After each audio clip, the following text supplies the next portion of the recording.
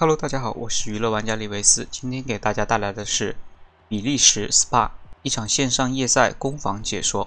因为我跑排位赛用的是中性胎，所以单圈不是很快，在第3名发车。那么即将起跑，在第1名起跑的是保时捷911，它的加速肯定是没有R8那么快的。小蝙蝠从内线直接过掉了911。在这个时候，我们先跟尾流，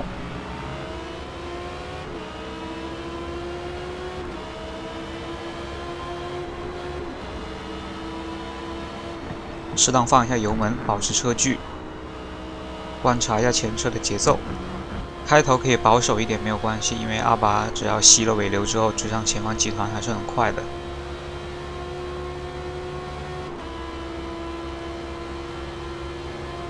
911想和R8并排入弯，可惜没有内线的优势，911没有办法，只能被迫让出路线，刮到了R8，导致R8产生一个侧滑。那我们还是适当的保持一个距离，等待机会。保时捷这一次选择从内线进攻，凭借着操控优势从内线过掉了R8。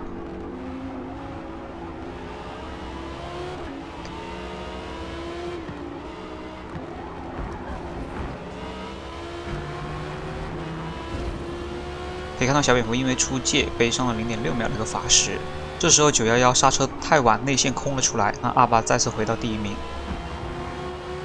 这个时候我们还是继续先跟一下，再观察一下。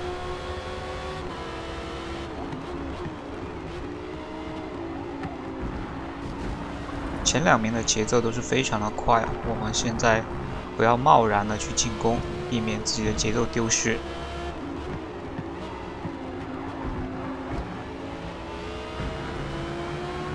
在大直线这一段出弯慢点没有关系，只要有尾流我们就可以继续跟着。这个时候911抽头了，但抽出来之后它的速度并没有优势，R8的动力还是太强了，只能继续跟车。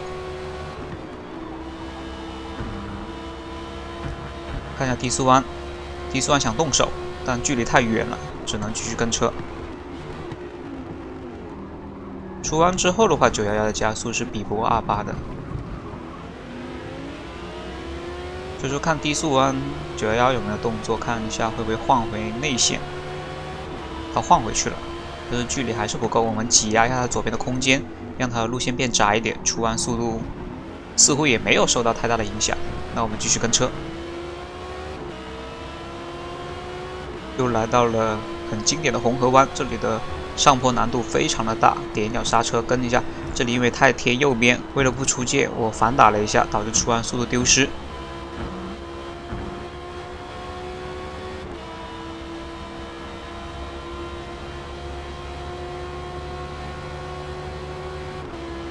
911靠着尾流再次尝试内线进攻，这一次有没有机会？可惜要给R8留出空间，在左手弯又被R8超了回来。那右手弯这里2台车又挤在一起并排，看一下这个弯，还是内线的优势过掉了R8。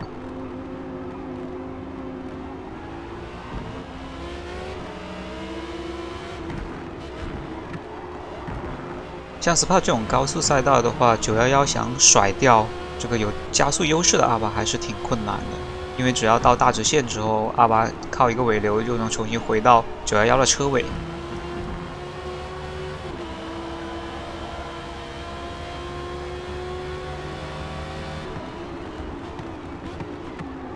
我们现在已经跟了2圈了，前面2车都在有位置上的一个交换。但目前的话，我们不着急对R8动手，我们现在要做的是让R8对前车发动进攻，然后我们继续跟着这个保时捷找一个机会。如果我现在盲目进攻的话，可能就会让2台奥迪进入一个缠斗当中，反而让保时捷911跑远了，所以我选择继续观望。这个时候，奥迪抽头进入了保时捷的内线，并且成功过掉了保时捷911，我也趁着这个机会从内线过掉了911。看来这个高速弯的节奏一旦被打乱了，损失也是非常大的。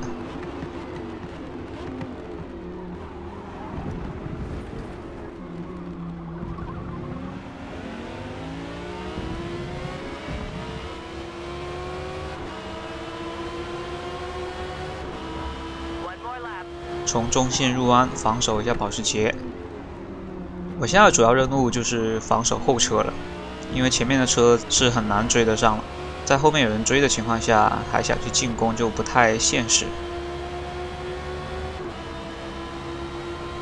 红河湾这里入弯入得非常棒，但出弯的时候压了一下路肩，导致打滑，只能是掉了点速度。不过出弯之后，保时捷的车速还是没有奥迪那么快，我们轻松的可以超回来。回到外线，正常入弯。时刻关注一下保时捷的箭头，不要走太宽的线，以免被它直接内线强插。然后逐渐往右边内线收一下，从内线入弯，紧紧的抱死这个内线，让这个保时捷没办法走交叉线。继续从中线入弯。保时捷的一个进攻距离不够，是没有办法从内线进来的。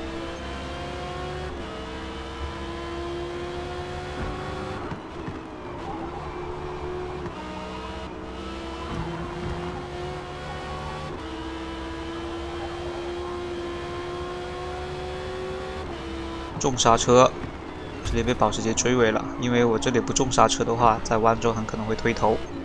28的操控并没有那么棒。不过保时捷这个追尾没有背上罚时，就有些奇怪。准备来到大直线，这个时候又是展示28马力的时候了。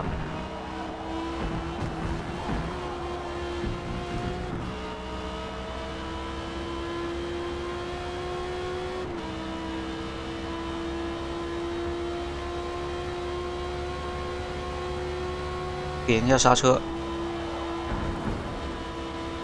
我们尝试走中线，不要被后车迷惑。像这种情况，他一般是想换我们内线，但是他这个刹车距离是不够的。